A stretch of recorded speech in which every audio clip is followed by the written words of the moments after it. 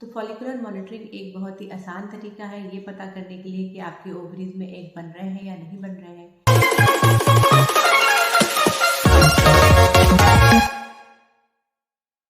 Hello friends, नमस्कार।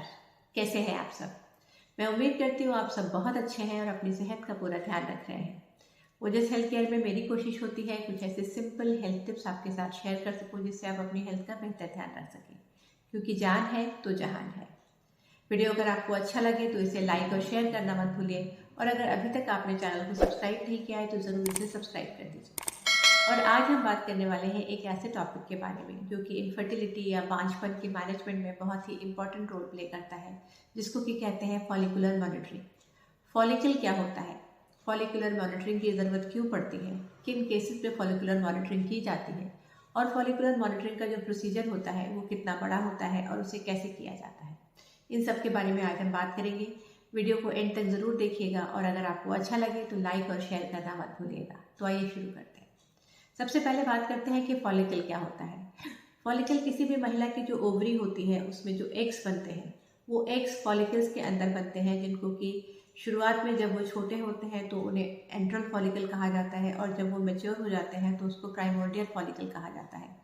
और एक पर्टिकुलर साइज पर आने के बाद जो फॉलिकल होता है, अगर उसका साइज 18 to 20 या 22 mm के आसपास हो जाता है तो वो रप्चर हो जाती है और उसमें से ओवम रिलीज होता है।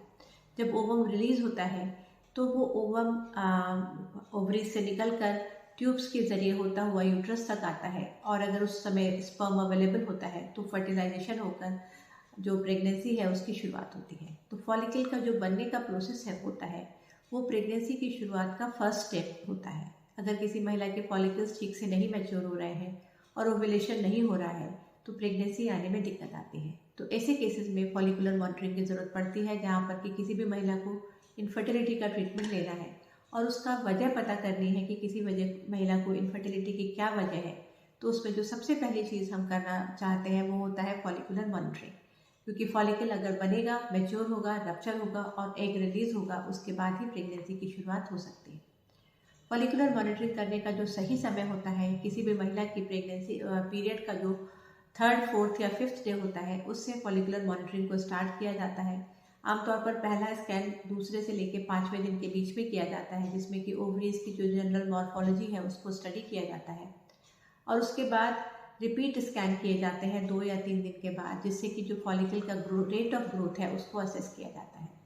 ये एक अल्ट्रासाउंड द्वारा किए जाने वाला प्रोसीजर है जो कि ट्रांसवेजाइनल रूट के जरिए किया जाता है। तो ट्रांसवेजाइनल अल्ट्रासाउंड के जरिए ओवरीज को मॉनिटर किया जाता है, ओवरीज में होने वाले फॉलिकल्स के साइज को देखा जाता है, फॉलिकल्स के नंबर को देखा जाता है, फॉलिकल्स की क्वालिटी का भी असेसमेंट कलर डॉपलर द्वारा किया जा सकता है। तो इसलिए ये सारे तरीके होते हैं ये असेस करने के लिए कि जो ओव्यूलेशन का प्रोसेस है वो किस तरीके से चल रहा है। आमतौर पर जो फॉलिकुलर मैच्योरेशन का जो ड्यूरेशन होता है वो पीरियड के तीसरे चौथे दिन से शुरू होकर नॉर्मली 12 या 14 दिन में कंप्लीट हो जाता है। जो नॉर्मल साइकिल्स होती है, जहाँ पर महिला का जो पीरियड का ड्यूरेशन है वो 28 से 30 दिन का होता है, वहाँ पर ये ड्यूरेशन होता है।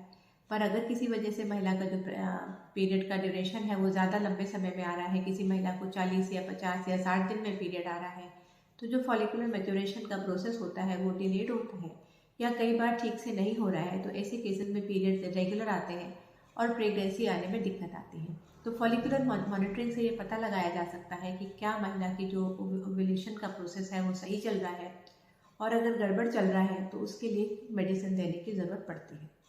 जिन महिलाओं के पीरियड्स इरेगुलर आते हैं, ज़्यादा लंबे समय के बाद आते हैं, ऐसे महिलाओं को ओव्यूलेशन इंडक्शन के लिए मेडिकेशन देने की भी ज़रूरत पड़ती है। तो मेडिकेशन का रिस्पांस देखने के लिए भी कि मेडिकेशन के रिस्पांस से ओव्यूलेशन हो रहा है, फॉलिकल्स मैच्योर हो रहे हैं, फॉलिकुलर स्टडी की ज़रूरत पड़ती है। फॉलिकुलर स्टडी का जो प्रोसेस है, जैसा कि मैंने बताया, पीरियड के दूसरे या तीसरे दिन से शुरू होता है। इसके लिए महिला को पहले एक बेसलाइन अल्ट्रासाउंड के लिए जाना पड़ता है और उसके बाद हर 2 या 3 दिन बाद अल्ट्रासाउंड के लिए जाना पड़ता है। आमतौर पर जो एग बनने का जो प्रोसेस होता है वो 2 mm पर डे के हिसाब से जो फॉलिकल का जो रेट ऑफ ग्रोथ है वो होता है, और उसके हिसाब से ये अंदाज़ा लगाया जाता है कि जो फॉलिकल का ऑप्टिमम साइज है, जो कि तकरीबन 18, 20 या 22 mm होता है, वो कब पहुंचेगा।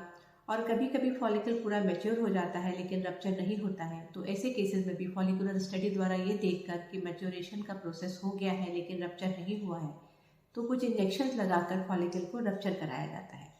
तो ये एक तरीका होता है फॉलिकुलर स्टडी का, जिससे कि ओव्यूलेशन के प्रोसेस को स्टडी किया जाता है, जो कि किसी भी इनफर्टिलिटी ट्रीटमेंट का बेसलाइन स्टेप है।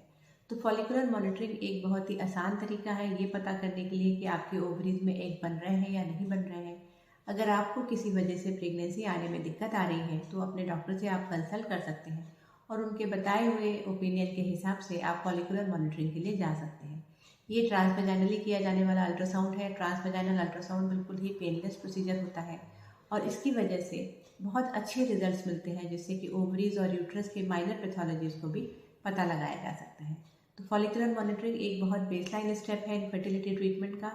इसको बहुत आसानी से ट्रांसवेजाइनल अल्ट्रासाउंड द्वारा किया जा सकता है, बिल्कुल पेनलेस तरीके से। तो अगर आपको ज़रूरत है तो ज़रूर अपने डॉक्टर के कंसल्टेशन द्वारा फॉलिकुलर मॉनिटरिंग के लिए जाइए। जागरूक रहिए, सतर्क रहिए और अगर आपको वीडियो अच्छा लगा है तो इसे लाइक और शेयर करना मत भूलिए।